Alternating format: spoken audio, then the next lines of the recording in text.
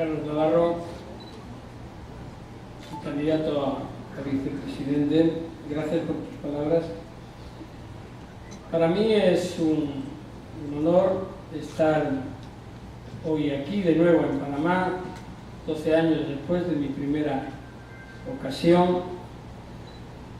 También quiero saludar a Gaspar Zarillas, miembro de la Ejecutiva Federal del Partido Socialista Obrero Español, que nos acompaña y que es partido hermano del PRD, así como a otros miembros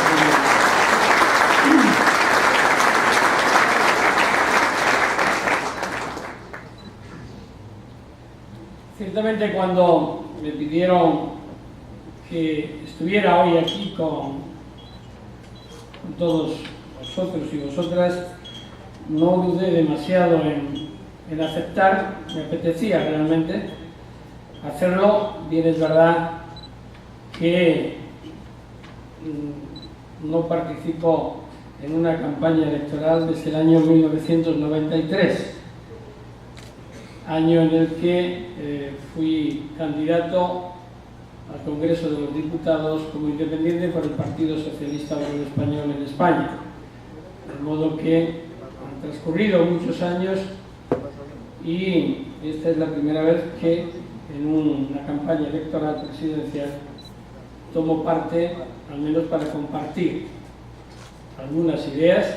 Realmente, después de hablar con el candidato y de hablar también con todos aquellos y aquellas que le acompañan y ver las propuestas que ayer se presentaron dentro del ámbito de lo que es la transparencia, el reforzamiento de la institucionalidad, la participación del pueblo y una serie de medidas que claramente van orientadas al fortalecimiento de la democracia, me reafirmo en la buena decisión de estar hoy aquí con todos ustedes.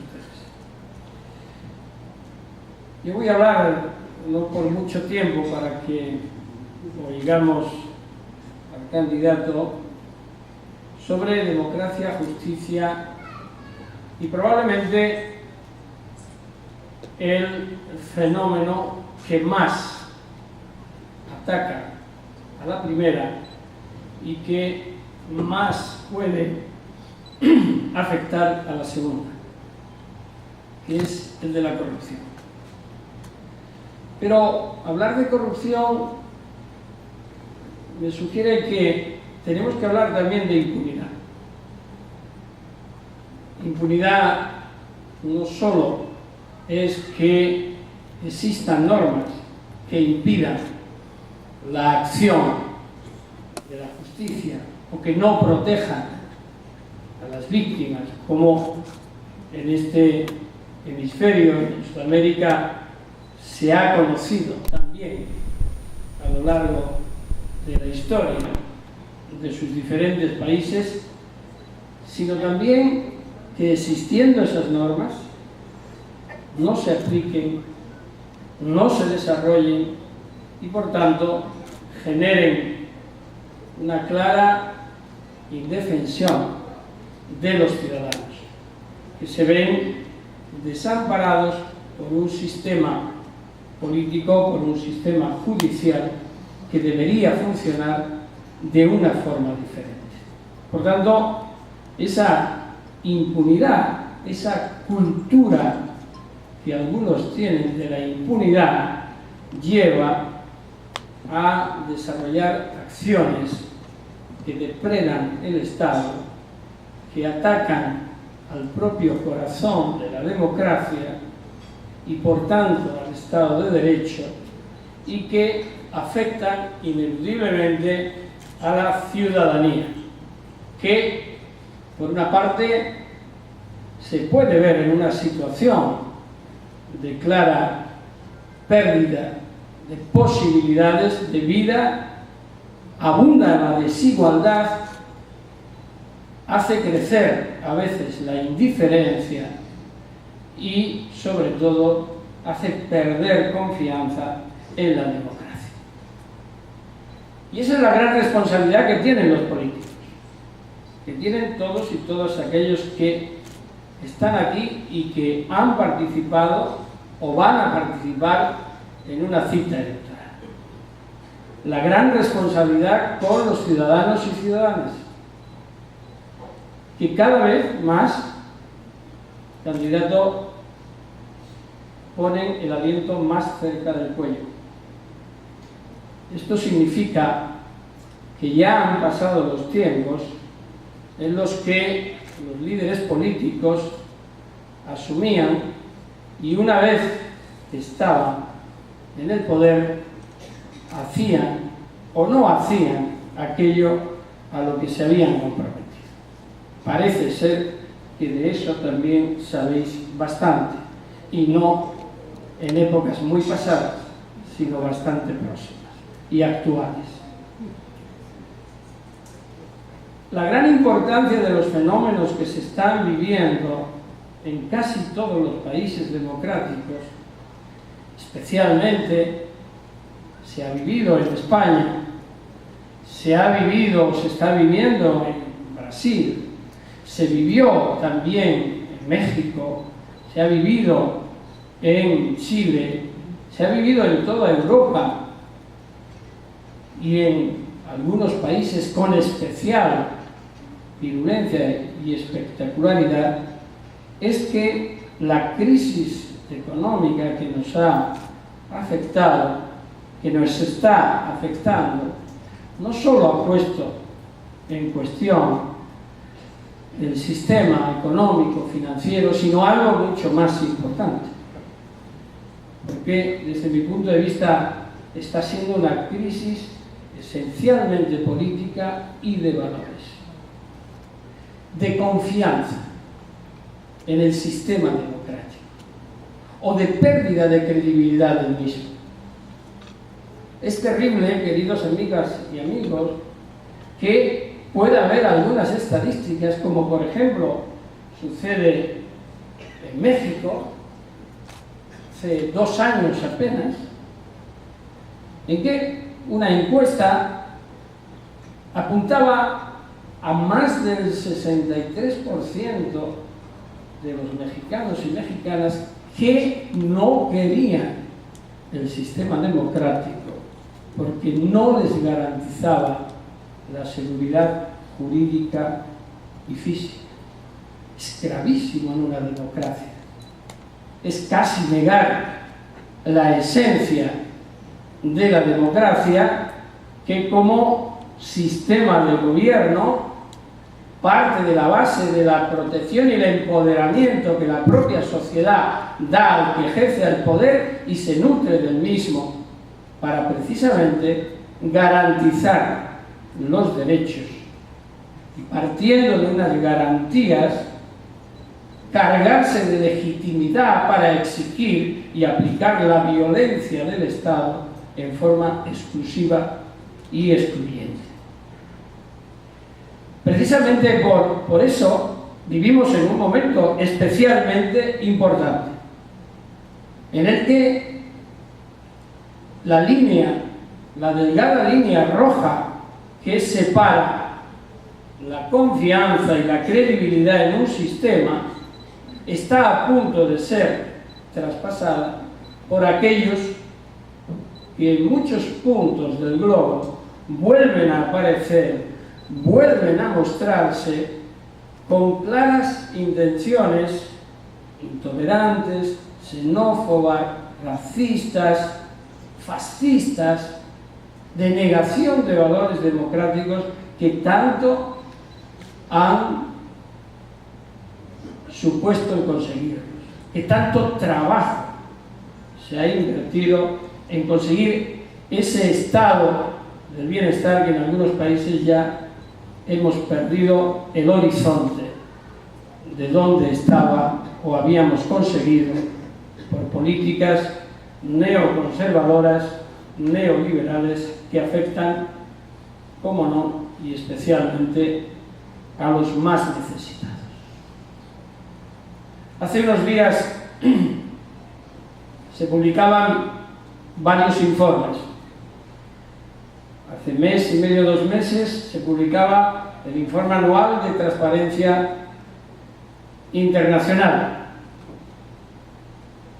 Ubicaba, si no recuerdo mal, Angie me corregirá, a Panamá en ese lugar preocupante, incluso muy preocupante, de falta de transparencia. Lo cual hay otros peores, claro, pero en eso no nos podemos fijar, nos tenemos que fijar en los que están mejor para desarrollar los mecanismos adecuados de transparencia que generen confianza. El problema es que, como decía antes, la clase política, a mí no me gusta hablar de clase política porque todos somos políticos y todas somos políticos, unos tienen una posición y otros tenemos otra.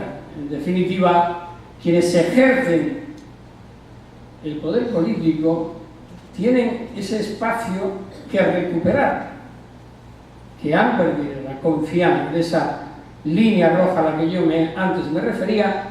Hay un lado de indiferencia de la sociedad que ya es difícil de recuperar. Quizás con candidatos como Juan Carlos se pueda conseguir en Panamá ese empoderamiento de la sociedad que desgraciadamente otros han dilapidado por la falta de compromiso, por la falta de cumplimiento, por la falta de responsabilidad. Esa recuperación de credibilidad resulta básica, pero no se obtiene atacando organismos como por ejemplo Transparencia Internacional, diciendo estos no saben. Bueno, siempre habrá opiniones. Claro, es que las encuestas se hacen en forma parcial. Yo creo que esa es la política del negacionismo, es la peor de todas, porque al final no conduce a nada. Y antes o después se ven las consecuencias negativas porque se produce una parálisis a la hora de tomar medidas. Yo siempre tengo mis dudas de si valen mucho o no valen nada esas grandes reuniones de 1.500 personas como las que se reunieron aquí a final de noviembre para analizar el cumplimiento de la Convención contra la Corrupción en el mundo. Cuando estamos tan grandes, con resultados posibles tan grandes del mundo, a mí me da como que al final es como el parto de los montes, que paren un ratón, ¿no? Y nos quedamos al final en no se sabe bien qué. Es interesante allí porque uno de los acuerdos que se ha hecho en esa reunión es, y fue una propuesta del presidente de este país, de que había que controlar los gastos que se gasten en los grandes eventos como ese. Me parece genial. Me parece genial, pero también hay otras cosas antes que controlar. Realmente, si fuera ese el problema, pues podríamos solucionarlo. Se puede efectivamente imponer y establecer un sistema transparente para los grandes eventos, pero a mí a lo mejor me preocupan más los pequeños eventos, que como son más pequeños se pierden más. Y entonces nos encontramos que sumados todos los pequeños tenemos un desastre mayor que con un solo evento. Entonces nos encontramos con que se hacen las grandes declaraciones y fijaos que la peor frustración que puede tener un pueblo es tener buenas leyes que no se aplican. Eso es lo peor. Si no tienes buenas leyes, luchas por ellas, tratas de conseguirlas, tratas de obtener esa aspiración, más democracia, más transparencia, más participación, mejor educación, mejores medios, mejor sanidad pública. Lo malo de esto es que te prometan que ya los tienes y que te aprueban todas las leyes y luego al segundo día se olviden y digan, hicimos las cuentas mal, no tenemos fondos para todo esto. Claro, entonces ¿qué ocurre? Ocurre que la gente pierde la confianza.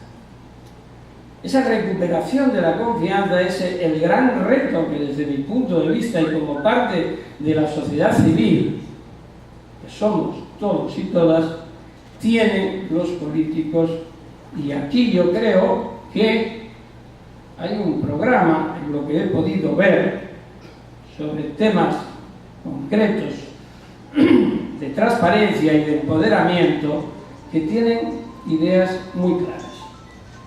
No quiero ser yo el que alabe ese programa, pero me parece que en ese ámbito, como en algunas iniciativas legales que se están planteando, van a favorecer esa transparencia, van a favorecer la participación ciudadana. Mirad, por lo que yo llevo vivido y estudiado y conocido de Latinoamérica y de mi propio país, es evidente que si no hay participación de los ciudadanos y las ciudadanas en el desarrollo de los programas políticos después de ganadas unas elecciones, no va a cambiar nada. Los mejores, insisto, programas contra la corrupción, si se imponen y no hay una voluntad íntima que desarrolle y una convicción en los jueces para aplicar esas normas, o en los procuradores, o en el Ministerio Público, no vamos a ninguna parte. Y la única forma que yo voy comprobando que existe es que los funcionarios y funcionarias públicos y públicas que tienen que desarrollar este tipo de actividades sientan muy cerca el aliento de los ciudadanos. Es decir, una sociedad silente y pasiva ya no es aceptable. Y esa es la responsabilidad de todos vosotros y vosotras, que también tenéis responsabilidad. Esto de la democracia es yo te doy, tú me das. Evidentemente hay que exigir responsabilidad, pero también participar en ese mecanismo. Me preguntaban esta tarde en una reunión que he tenido muy agradable con empresarios, ¿y cuál es su sistema de lucha contra la corrupción? Y yo no lo he dicho así, pero más o menos he querido decir cualquier sistema es bueno, siempre que esté dentro de los márgenes del Estado de Derecho. Lo importante es tener voluntad de aplicarlo. Insisto, un poder judicial desarrolla su labor si desde luego tiene una preparación científica suficiente y adecuada. ¿Por qué? Porque cuando reclamamos independencia del Poder Judicial, y tú lo sabes bien, el principal mecanismo de independencia de un juez es su preparación científica y su convicción democrática, porque es lo que te va a permitir no ceder a las presiones de turno, del político de turno, del empresario de turno o de quien sea de turno, de aquel que trate de influir en una decisión judicial. Se tiene que ver enfrente a una persona, primero, que se cree y que asume lo que es la defensa del servicio público, que no busca nada diferente que prestar el servicio a los ciudadanos, porque esa es la obligación, eso es lo que dice la Constitución. Y esta tarde me han regalado un ejemplar y he podido ojear algunos de los textos. Eso es lo que dice, eso es lo que dice la lógica. Quien se mete a juez no se mete para hacerse millonario, que se dedica a otras cosas. Y desde luego, si lo es, yo dudo mucho de que haya sido limpiamente. Por eso, en alguna ocasión digo, bueno, pues ya es hora de que los jueces, por ejemplo, también rindan cuentas de transparencia.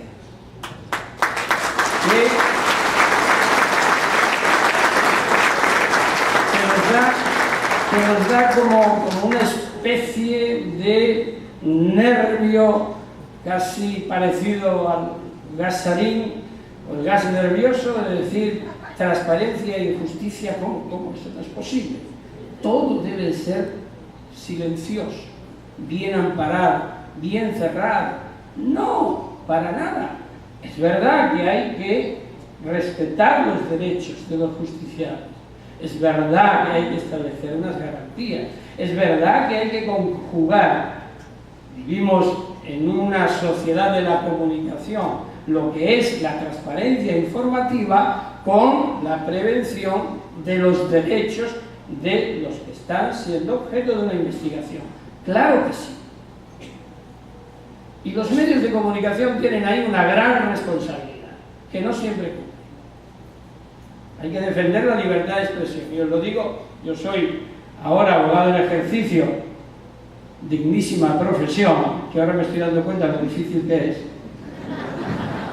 Antes estaba, dicen que en grandes situaciones, en riesgo y demás, pero eso de ser funcionario y que te paguen el sueldo al final del mes, pues te da cierta tranquilidad.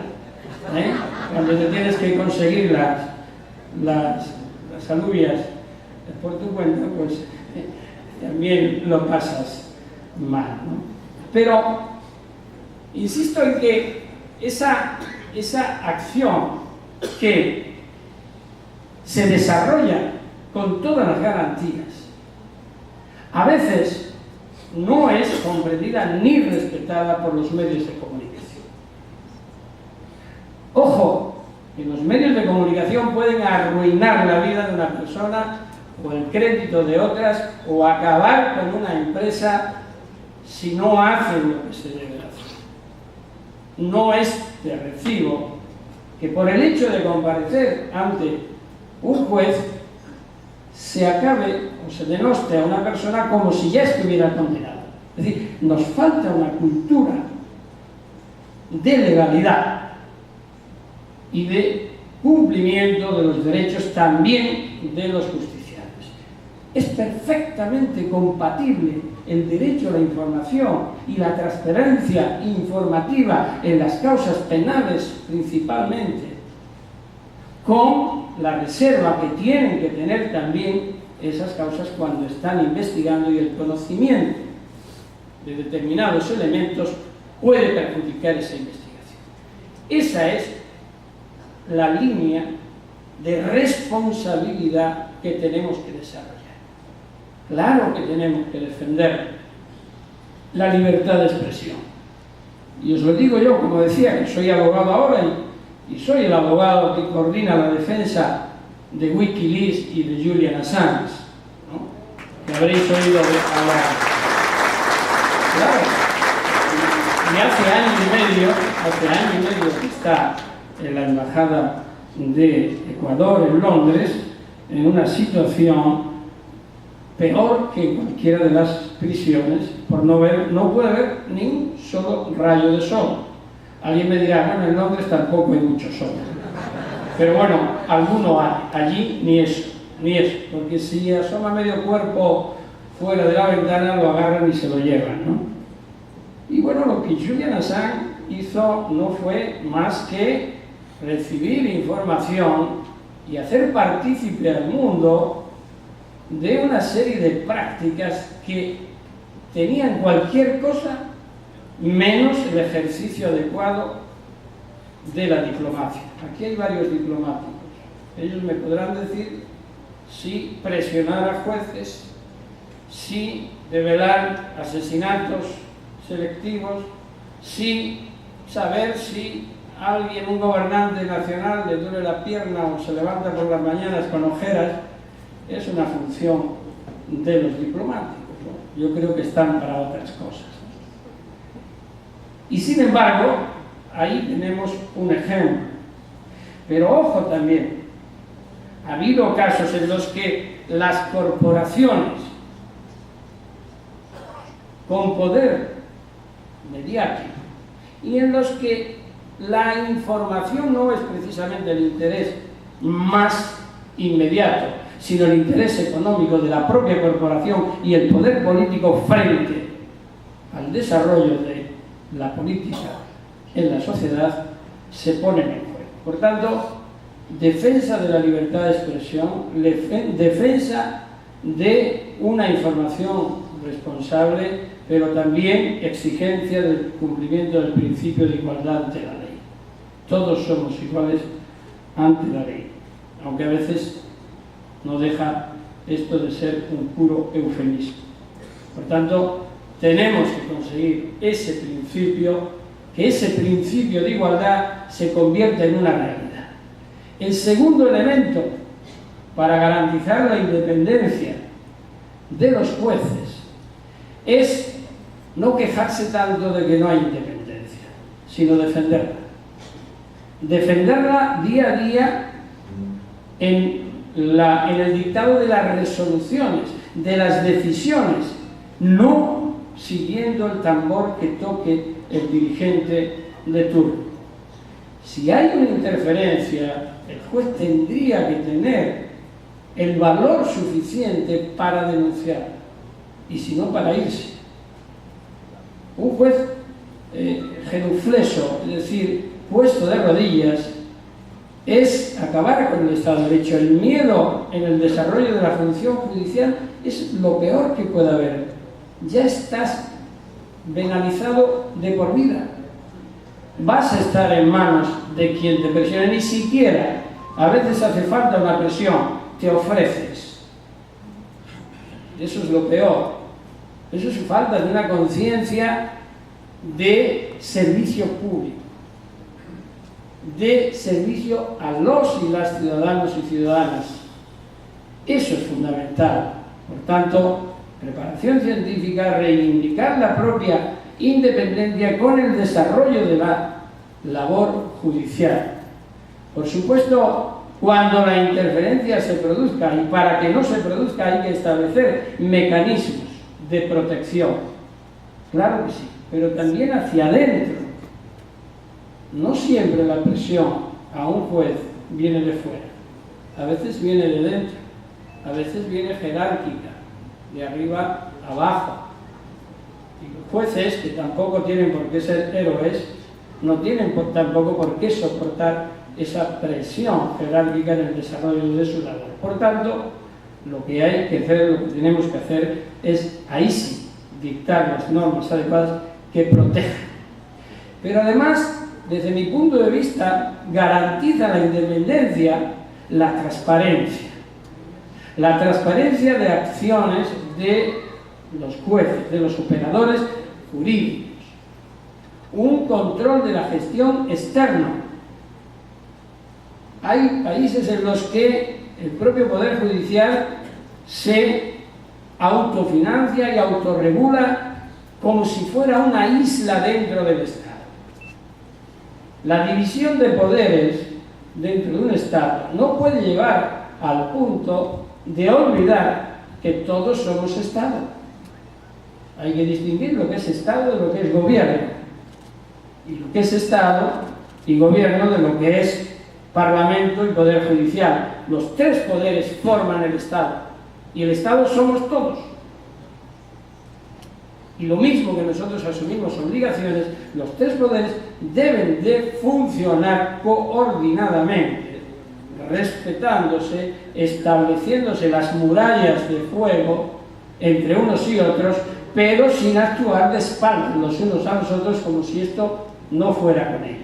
Esa es la concepción de Estado que hace que un país funcione y que precisamente se respeten esos límites, y cuando no se respeten se exijan las responsabilidades. Y eso significa la necesidad de un cambio radical, desde mi punto de vista, humilde por supuesto, en el ámbito del propio Poder Judicial.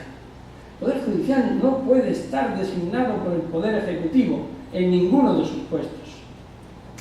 Eso es fundamental.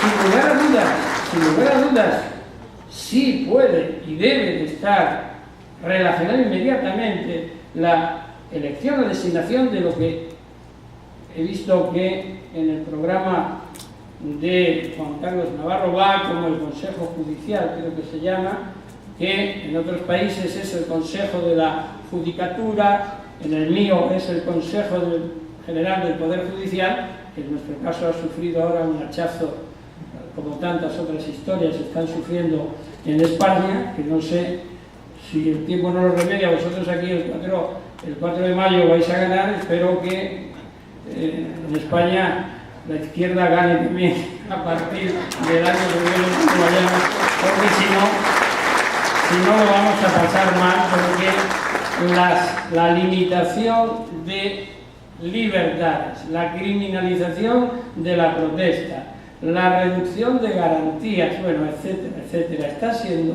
de tal nivel que uno sufre un bochorno simplemente con hablar de ello. Por tanto, y por terminar, porque ya creo que me estoy alargando demasiado, y a todo esto casi no he hablado de la corrupción, que era lo que yo quería hablar, pues debemos de hacer lo posible porque ese cambio revolucionario, pero cambio de mentes y de almas, se produzca también dentro de la justicia. La justicia, los miembros del Poder Judicial deben de asumir que no necesitan la tutela de nadie, ni la tutela de un político, ni de un empresario, ni de nadie. Tienen la tutela de la sociedad, si es que es mucho mejor, si es que es la más importante. Es estar ahí, es defender los derechos de las víctimas, es defenderlos con garantías. No podemos olvidarnos del cumplimiento estricto de las garantías. Es más lo que se puede hacer dentro de la legalidad que lo que se hace fuera de la misma, sin lugar a dudas. Solo hay que ponerse a ello y hacerlo realmente con una visión comprensiva, integral, de protección de las víctimas y de desarrollo de todas las instituciones e institucionalidad que tenemos ahí y que están al alcance de la mano. Bien, termino simplemente haciendo una reflexión. Podría decir que la corrupción es el cáncer de la democracia, que la impunidad siempre va de la mano de la corrupción, ya lo he dicho, se infiere de mis palabras, pero sí es cierto que la corrupción es el ataque más grosero y más duro a los derechos humanos de ciudadanos y ciudadanas en un país o en cada país. Y lo es porque ataca fundamentalmente a la dignidad humana, que es el valor que está en la base de la Declaración Universal de Derechos Humanos, como su preámbulo dice, porque anula el propio ser humano en el desarrollo de sus valores. Y tenemos que hablar de verdad de valores y de recuperación de la credibilidad. Y esos valores que siempre están ahí y que nos olvidamos, y que al final del día, cuando lo hacemos, estamos contribuyendo a que la indiferencia se instale, y la indiferencia, amigos y amigas, es el peor enemigo, incluso por encima de la propia corrupción, porque es el que permite que se expanda de una forma que difícilmente la vamos a controlar. Y por supuesto, cada día es más evidente que no hablamos de un fenómeno local. La corrupción hoy día es un fenómeno transnacional, es un fenómeno global, es la cara oculta de la propia globalización. A mí me gusta hablar de universalización de derechos frente a globalización económica, porque de considerar el uno frente a los otros tenemos claramente que definir cuál es la posición que en esta vida, que en este momento histórico de Panamá tenéis que definir, o por la universalización de los derechos o por la globalización económica oscura en la que la corrupción y otros elementos pueden ser muy nocivos. Hay que encontrar ese camino. Y a quien represente esas posibilidades habrá que elegirlo. Y al que no, desde luego, no. No simplemente por inercia se pueden ir a unas elecciones. Hoy día ya no. Hoy día el voto es responsabilidad y la responsabilidad no está en el candidato, sino está en todos y cada uno de nosotros y de nosotras. Muchísimas gracias.